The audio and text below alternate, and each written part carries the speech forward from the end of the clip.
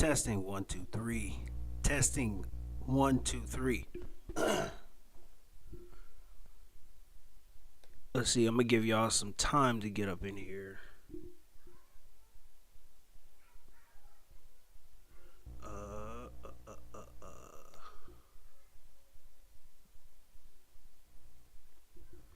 Testing 1 2 3. Testing 1 2 3.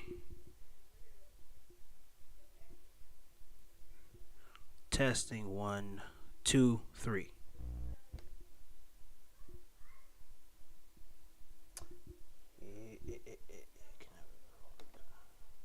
Testing 1 2 3. Testing 1 2 3. Okay, y'all can hear me. Cool. Cool. Man, it's been a minute since I've been on here. Give me one second to get everything right. Get all my settings situated.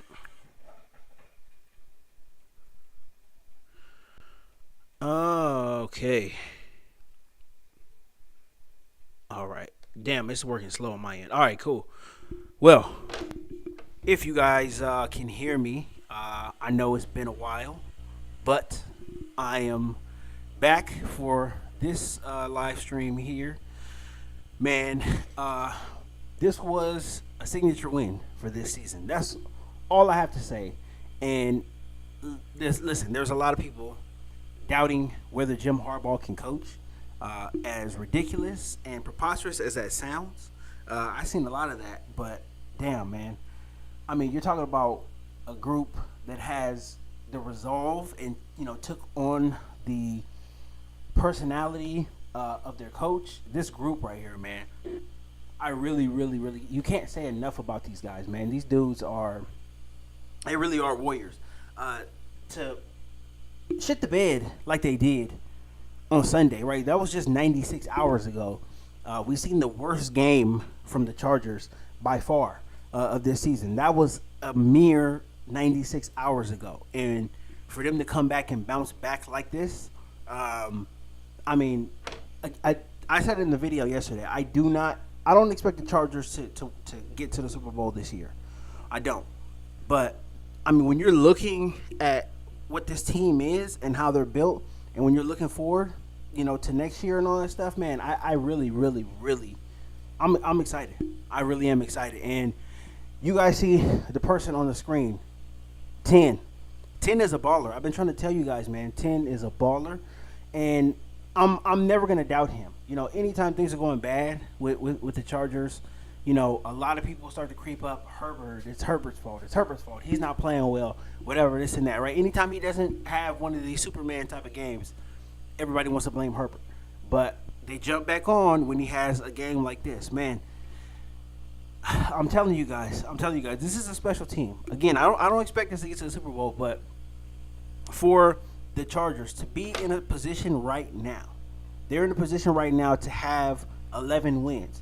And if I could bet money on it, I would bet that they have 11 wins. I think they beat New England next week, and I think they beat the Raiders at the end of the year. I think they finish 11-6. Anybody who was a Charger fan last year, right? It was around this time where the Chargers got, their back blew out in Vegas, right? 63-21. Would we have foreseen this 1 year ago, right? Would we have foreseen this 1 year ago? I don't know. I really, really don't know. I don't think anybody was thinking that the Chargers can make this jump, this big of a jump, this quick, right? Even with Harbaugh at coach, I don't think so. And I would be the first one to tell you, I don't know. I'm sure they would improve, but to be in a position to possibly win 11 games, and the only reason why the Chargers are not winning the division is because the Chiefs are there. But this year, I mean, it's been a good year. Last week was definitely, it was some bullshit, right? All around, offense, defense, it just wasn't a great game. This game starting off wasn't a great game, but for them to bounce back and for them to have the resolve, for them to come out in the second half, do everything that they did, man, I'm just impressed. I'm impressed, and you guys haven't heard a lot from me, but my tone is completely different now. There's no Brandon Staley around. There's no, wild, fourth and 15s that I'm trying to explain to people are stupid, right? But people are saying, maybe the analytics say this, the analytics say that. None of that shit is around this time. We have an excellent football coach who has experience not only as a coach but as a player at this level, who's done it for this franchise. He knows what the hell he's doing. I'm excited. I'm excited moving forward. I'm still excited for this season, but I mean, moving forward, if we put some weapons in a decent offensive line around Justin Herbert, the sky's the limit. It really, really is. This was a signature win, man. I feel good. I feel good about the Chargers' chances, even in the playoffs. I know Buffalo is good. They're playing well, but I don't know. I don't trust them all that much in the playoffs. That's a winnable game if the Chargers play this way. It's a winnable game. They can go on the road and beat Buffalo. They can go on the road and beat Pittsburgh. They can go on the road and beat pretty much anybody in these playoffs. Kansas City has the best record, but we took them guys down to the wire. And, I don't know. I just don't. There's a very, very close gap from number 1 all the way down to number 7, right? Especially, like, let's say the Chargers lose and they do end up number 7. How far is the gap between Kansas City at 1 and Chargers at 7? It's not very far. And everybody else in between, too. This is going to be a competitive playoff season. And honestly, I'm just glad that the Chargers are going to be back in it. For them to be able to have another playoff game, especially after the last playoff game, how that ended, I want them guys to be able to get the taste out of their mouth. At least just win one playoff game, I'm going to be fine. But for them to even get there after how the season ended last year, it's amazing. It really is. Really, really is. But, man, I'm so happy to be back. I appreciate you guys, man. I appreciate you guys for rocking with me. I see all the comments on the older videos that you guys leave me. I haven't left you guys. My life is crazy now. 3 kids, running a business, working full time. So I got a lot on my plate, but I'm glad that I was able to plan this out, to be able to come on here and interact with you guys. I know I don't got the camera up. My setup is not ready to go. I've everything is moved around in my house. I'm actually in my garage right now doing this live stream. My kids are inside making a bunch of noise, but I couldn't be happier. Could not be happier in my life right now. So things are going well. But I'm glad that you guys pulled up here to this little brief live stream that I'm gonna do here. Thank you everybody. Let's see, Jose, yes sir. Rick Peterson, what's up, man? What's up, bro? Blaine Thompson, what's good, man? What's good? The 6th seed is ours. I think it is. I think the 6th seed, at least the 6th seed. Depending on if Baltimore slips up, in one of these 2 weeks here, I think it'll make it interesting. Depending on who they lose to, I think it's like a mathematical equation at that point because they only have 5 losses. But I like all these scenarios. This is my favorite time of the football season when all these crazy scenarios come out and this happens and that happens. Like the Chargers, they're going to be in the playoffs, but I don't know if you guys seen, but it's not even like they haven't even mathematically clinched yet. There's like a 98% chance that they clinch because if all this dumb stuff happens, then they don't make the playoffs, right? Which is unlikely. But all these teams the Colts have to keep winning. The Bengals have to win. Who is it? The Dolphins. Like these teams have almost no chance, but they cannot, put it in the bag yet because mathematically, all this stuff, this crazy stuff happens and the Chargers will be out. But that's not likely to happen and it's not going to happen. So we can pretty much book it. The Chargers are in the playoffs. So I'm excited. I'm really, really excited about this. Jose, QJ got to go. Yeah, QJ, man. And I'm gonna get more active on here. I'm gonna do some more videos. QJ is definitely going to be one of the topics that I cover. He might be the first topic that I cover.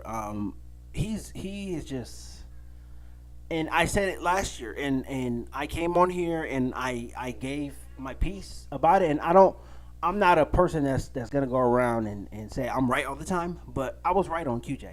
I was right on him from the very moment. I was right on him from when I seen him in college. Nothing that he did at TCU translated to the NFL. And it wasn't just him; it was his quarterback as well too. Max Duggan. They were not running an NFL style offense. Nothing that they did translated. Really, the only person from that team who's doing anything of note in the league is Darius Davis. Speed always translates. If you're able, if especially the way that he uses his speed in the return game. If you're able to do that well, you're always going to have a roster spot in the NFL. He called a touchdown pass as well too. I still think he has a lot to develop as a receiver, but he's got talent, and the Chargers obviously they use him to the best of his ability as of this point right now. But I called it with QJ. I didn't see it. Everything, nothing he was doing in the NFL was in college translated to the NFL.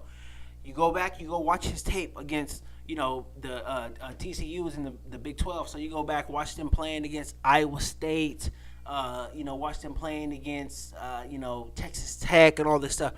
He wasn't coming up and getting pressed off the line. He wasn't physical.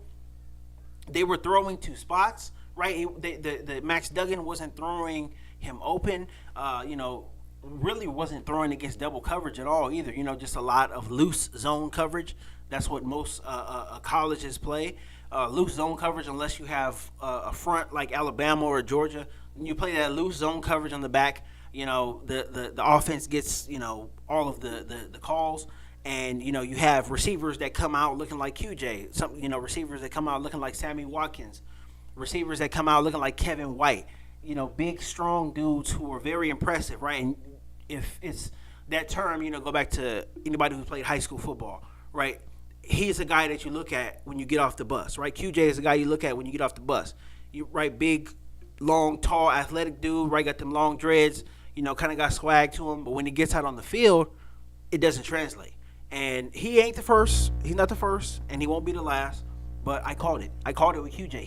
He's not that guy. I think if the Chargers just made nothing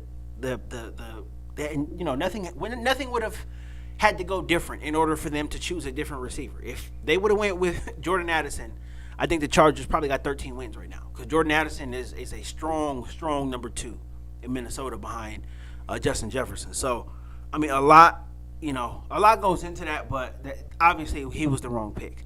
But I think even him being the wrong pick, it shows how much the Chargers have bought in to Jim Harbaugh. Right, things have went bad for QJ this year. A lot of drops. He's got a lot of touchdowns, but I'm not impressed by anything that he's done really in the NFL. The catches, the touchdowns that he's had. You have to catch those passes in order to be an NFL player. So he's doing bare minimum stuff. You have to catch those passes. When you're open in the end zone and you don't catch the ball, you're not an NFL player. So he catches open passes sometimes, right? So I'm not that impressed by him, to be honest with you. Just really real, really keeping it real, keeping it funky. I'm not impressed with anything that he has done. Obviously there's a lot of room for improvement, but for him not to be able to take a huge jump from year 1 to year 2, he's just not the right fit. He's really not the right fit with this offense. I don't know if there's a team, where he is the right fit. He's a good college player. In the NFL, I don't know. I really don't know. You can't just run short routes and long routes in the NFL, right? That's not going to last very long. The Chargers don't really have anybody else, so he has to play at this point. But with him, it's either deep or short. And he's very easy to defend. If I'm a defense, I'm saying, okay, if he comes out of his break really hard, he's going deep, right? If he's chopping his feet up, you can tell when he's running something in the flat. You can tell when he's running, a comeback route or a hook route or whatever. You can tell. It's in his body language. I said it on draft night, when they drafted him. He runs very high. His hips are high. He has no fluidity. Compare his running motion to the way Ladd McConkey runs, completely different. And you see which one of them guys gets open the most. So I'm gonna dive deeper into the QJ thing. I think it's pretty much written for him. I don't. The Chargers will probably let him play his contract out at least next year. I think. If he hasn't made crazy improvements, I don't know. I don't know if they cut him or trade him or whatever, but I don't think he's out on the field next year. You're gonna have Brendan Rice out there. Simi Fehoko is gonna be competing for a spot. Whoever else the Chargers decide to bring in, if they bring in a T Higgins, you're gonna have McConkey. Guys are gonna rise up the depth chart way above him.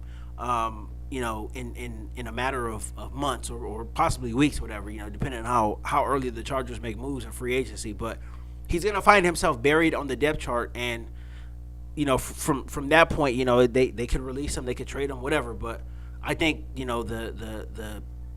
it's already been written for him. He has not really improved from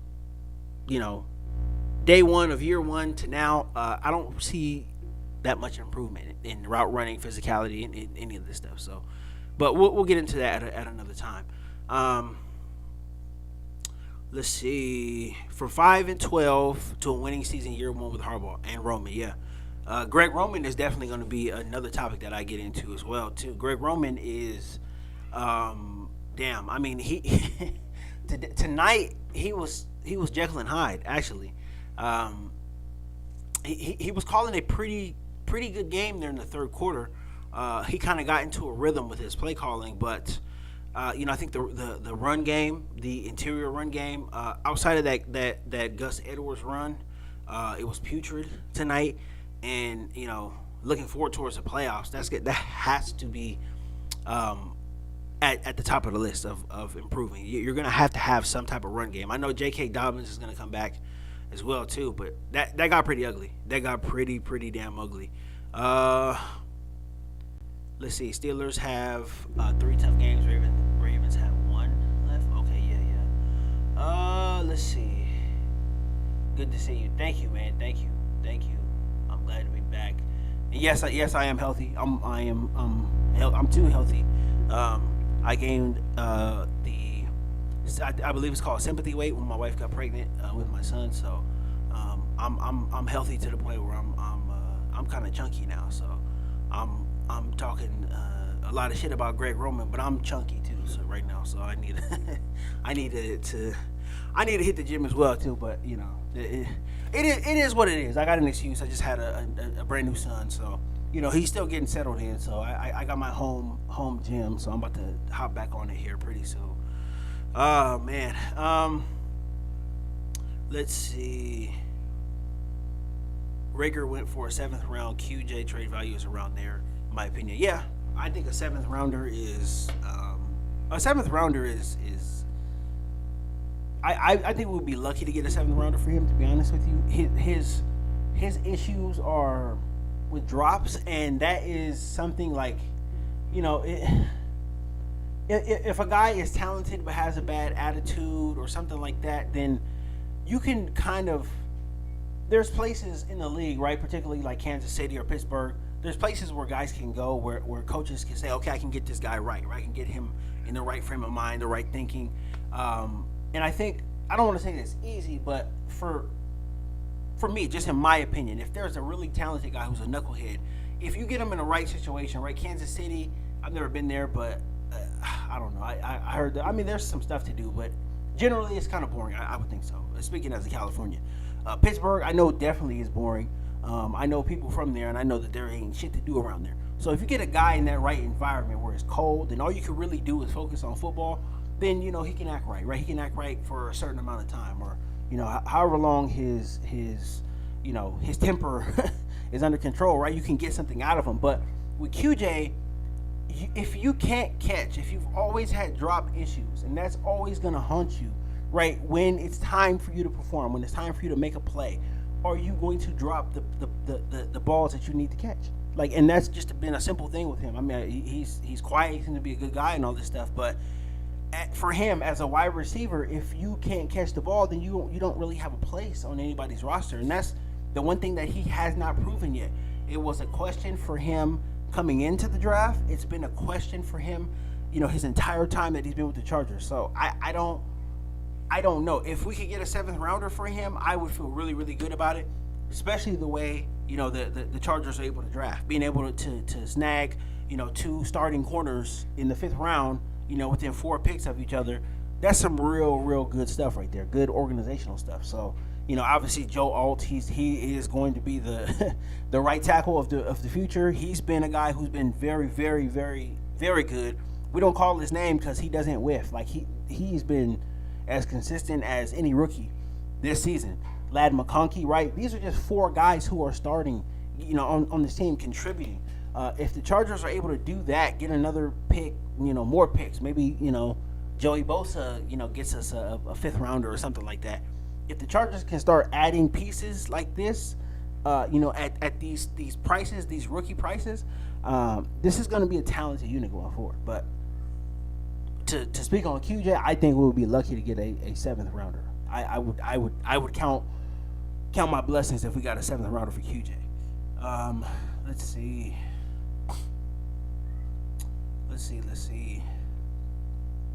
I don't get how QJ can be wide open, still miss some of the easiest short passes. It's in his head, and that's the danger that I'm speaking about. If a team wants to trade for him, that's dangerous. It's dangerous trying to trade for a guy whose head isn't right. You can have everything physically, but if your head isn't right and you catch the yips, it's bad. There's I can't remember what the name of the channel is, but it's here on YouTube. I just search like the yips, right? It's this whole documentary about this sports psychologist, and he is like working with players who just suddenly forget how to do whatever it is that they're doing. There's a what's his name? Rick is it Rick Ankiel or something like that?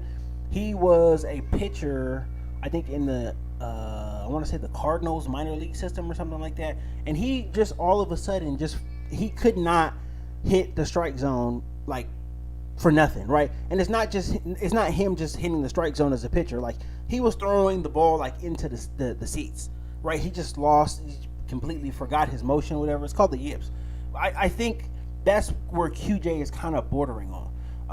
I don't think he's completely there yet because he does seem to be able to, work himself into the rhythm a little bit. I don't know if he warms up on the sideline in between series.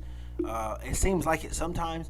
But to me, it's just in his head, right? He can run a route, he's right there, but the ball goes right through his hands, right? He trying to move before, he has the ball secured or whatever. But I feel like he's bordering on that level, especially the passes that he drops. Like these are the most, the most like novice level passes, I guess you could say, right? These are not really like, tough catches to make. Like these are wide open catches and he just drops the ball. It's something I don't think I've seen before, like from a Charger, at least a Charger receiver, like seeing it like for this long, right? He's well into his career, right? This was the 15th game of this season, so he's 32 games into his NFL career doing this, right? So the average NFL career lasts for 4 years. So if his career lasts 4 or 5 years, he would have at least up until this point right now spent half of his career dropping open passes. So I don't know, man. I don't like mentally. I just don't really. I don't like what I'm seeing from him. I really don't. I think that he might be good somewhere else. He might need a fresh start somewhere else. But I don't like what I'm seeing from him. I really don't. Really do not. Why is QJ ahead of Chark on the depth chart? I think DJ Chark. I don't know what it is with him. Maybe he hasn't figured out the playbook or something. But I don't know. I don't know what it is with him. I don't know why he can't get on the field. Harbaugh said in a press conference, I think it was like a couple of weeks ago, that Chark is being outplayed. And I believe he said he was being outplayed by QJ or somebody. I'm pretty sure he was talking about QJ. So if you are being outplayed by QJ, then that tells me all I need to know. And as far as these personnel decisions, I think Harbaugh is. I'm not sure if it's just him not being around the team, as long as he's been in LA. He's been doing a lot of different stuff. Right? I don't know if he's just not been around them enough, but I think as far as personnel goes, I think he has to get better. That's the one thing Harbaugh has to improve on. There's absolutely no way that Stone Smart should have been buried on the depth chart this long. I think that might be another topic I get into. Stone Smart has clearly, far and away, these past what 3 games, far and away has looked like the best tight end on this roster, like hands down. There's, I am like trying to rack my brain with a possible reason why Will Disley would be getting more snaps than Snow Smart. As far as blocking goes, Will Disley he's been known as a blocker. His blocking has been all right this year. It's nothing to write home about, but his pass catching, he looks like an old man out there. He's got no acceleration. Plays that should be going for 30 and 40 yards are going for like 15 yards with him. He's slow. He's unathletic. He looks like his career is if it's not at the end right now, it's getting close. That's what it looks like for him. So Stone Smart, for him to be able to go out there and make all these plays these past 3 weeks because Disley has been out. I mean, that to me is inexcusable. Like this Stone Smart should be tight end number one, and he should have been tight end number one to come into the season. Maybe things are different if he's tight end number one. I don't know, but I think Harbaugh has to be a little better as far as his personnel decisions are made. Maybe he is somebody who doesn't watch, too much of, the skill position players at practice. Maybe he relies on his coaches, his position coaches for that. I don't know, but there's a disconnect somewhere because Stone Smart should be playing more. Same for I don't know if DJ Chark if it's over for him, if he's not a decent wide receiver anymore. But I would think that he is better than Quinton Johnston. I can't see any world where I think Quinton Johnston is a better wide receiver than DJ Chark, especially the way that QJ has been up and down this year. I just don't see it. So I don't know. Maybe he doesn't have the chemistry with Herbert. There's a myriad of things that could play into it, and I don't know. I'm not going to speculate like I know everything, but I just know just from looking at it on the field, Stone Smart, no reason why this man should not have been tight end number one since training camp. So I for that I don't know, but I just hope that Harbaugh gets better in his personnel evaluations. In the building, right? I want him to get better at that. I think if guys, especially once the season ends and you go through OTAs and stuff like that, then maybe Harbaugh will get a better feel. But that stuff was kind of rushed and kind of hurried this year with him, coming from Michigan, and there was so much to do, especially as far as the turnover with the roster and all that stuff. So maybe he just did not get to know guys as well as he should have, but that's something that he has to improve on next year. You can't have guys like Stone Smart buried on the depth chart because Stone Smart looks like he's developed into a pretty damn good player. If he went somewhere else that needed a tight end and he got a lot of volume, he can put up some numbers. He can run routes very, very well. He's very smooth. He's got good hands, good size as well too. So to me, there's no excuse why he shouldn't have been out there. But we'll see. We'll see what happens going forward, especially next season. Let's see. Yeah, that was a crazy game. It was a crazy game. It was very entertaining though. Very, very entertaining. Ladd is number one in yards for rookie receivers, not Brock Bowers. Brock Bowers is a tight end though too. So Brock Bowers is he's literally the only thing the Raiders have too. They target him so much, and but he's good though. He's legit. Like he runs really great routes. He's physical. He can block. He can do it all. And I think I said in my video that I dropped yesterday, I personally think that Brock Bowers, like going into next season, he's tight end number one for me in the entire NFL. I know we got Kelsey. I know we got some other guys, but to me, the full package of being able to block, being able to catch, and being able to catch volume too, not just 4 catches a game, whatever. Bowers can catch 10, 11 balls a game easy, and he can run the entire route tree. So he's tight end number one for me. He looks really, really good, and if they got him a quarterback, I think most of the country would see how good he is. But I like him. I think he's really really good. Mark and Nancy, what's up, my boy? Long time no see. Yes, sir. I'm back here, and I'm gonna try to be back more consistently as well too. I'm gonna try to go live to the next couple of games. My wife and I were thinking about possibly going to the last game, the Raiders game in Vegas. So if we are there, I'm gonna go live as well too as we're like walking back to the hotel. But that's yet to be seen. We'll see if we end up making the trip.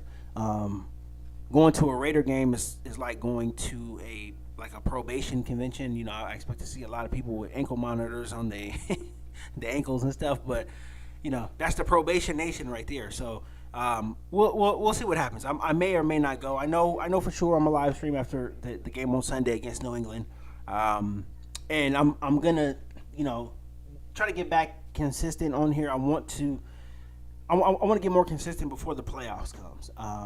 Especially there's still a lot to be determined now, but I want to get more consistent. I want to get more consistent in my coverage, more consistent in my analysis as well too. So I'm going to be trying to maybe watch a little more film and stuff. I haven't really watched film all year this year, outside of maybe like the first 2 weeks, but I'm trying to get back consistent now that my son is here.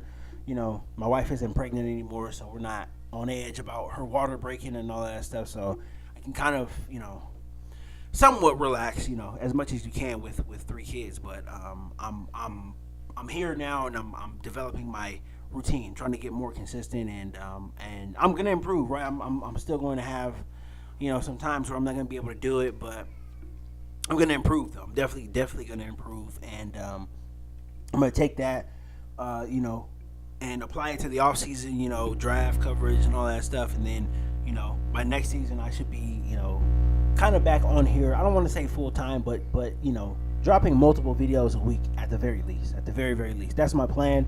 That's always been my plan, but things happen. My health, me and my wife, us having another child and stuff. So things happen, but it is what it is, and I'm going to try my best to get back consistent as best as I can. Let's see.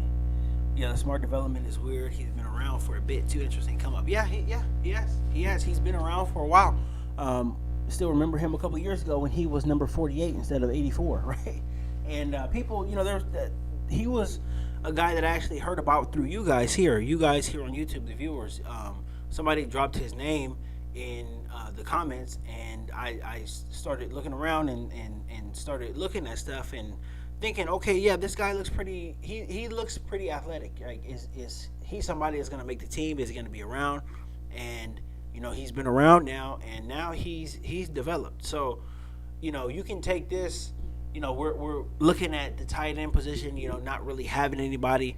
The Hayden Hurst signing been a bust. Will Disley signing, I don't think has been great.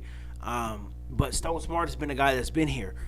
He hasn't been able to develop, obviously, under Brandon Staley. I don't think anybody really did, to be honest.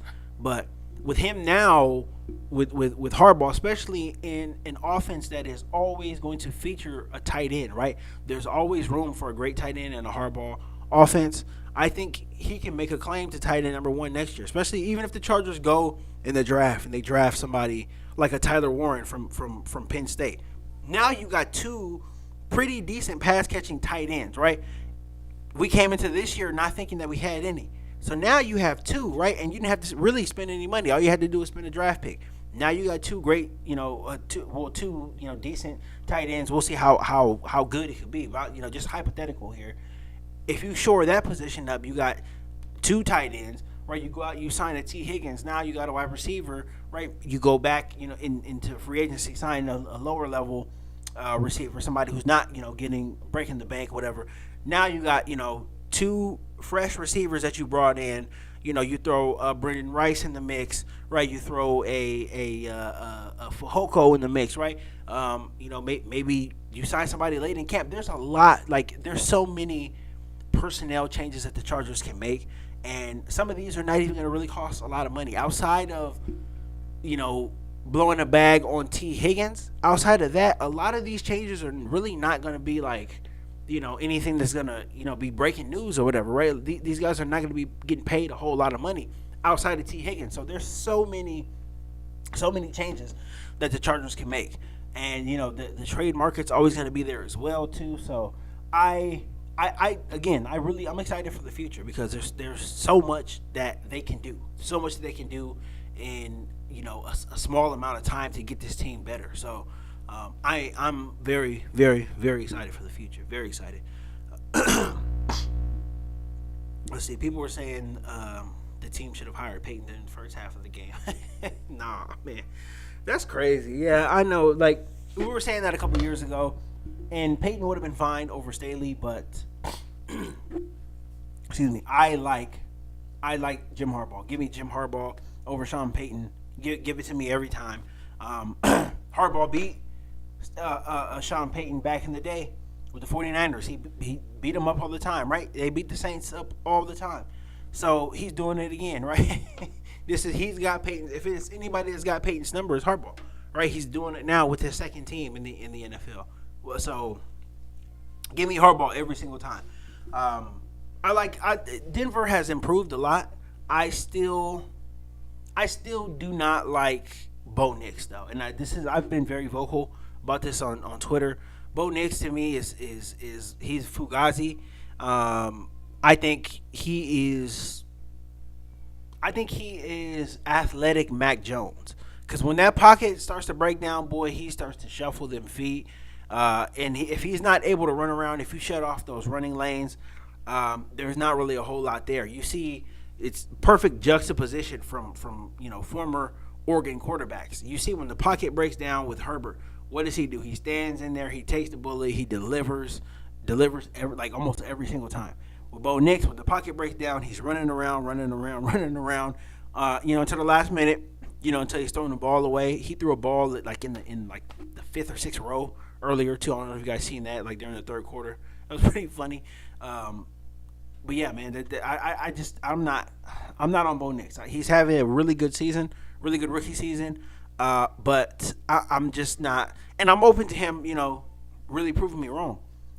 He's proved me wrong a lot of this year, but I don't see it with him. I'm really not a Bo Nix fan. I watched a lot of him in college, and I just did not see anything that was great to me. If I'm being honest, I didn't see anything great. I just, I seen him, being, who he was. If you go to Auburn and Oregon, you're going to play with good offensive linemen. You're going to have a lot of weapons at your disposal.